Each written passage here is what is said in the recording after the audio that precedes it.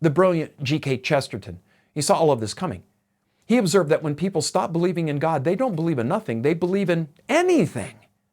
The transcendent object of devotion doesn't disappear, it just gets transferred to the nation, to the race, the party, to the arc of history, and finally to the self, which circles us right back to the serpent's appeal to Eve in Eden. Now that last one, self, is where we have, for the most part, landed in the contemporary West. The dominant worldview of our moment, it isn't Marxism or fascism, it's called expressive individualism. Carl Trueman describes and exposes it in his work of 2020 in the title, The Rise and Triumph of the Modern Self. Expressive individualism is the belief that the authentic self is the supreme authority, that the purpose of life is to discover and express your inner truth, that any external constraint on that self-expression, whether from tradition or community, religion, even biology, is oppression.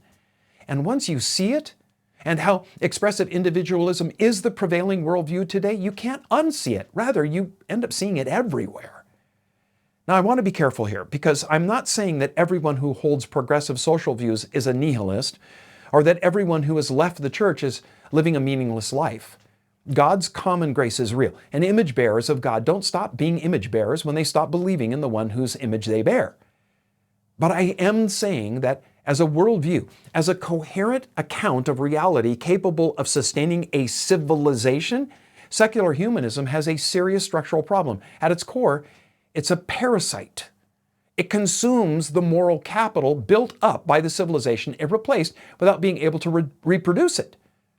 It talks endlessly about human dignity without being able to explain why humans have dignity, if there's no creator who's conferred it.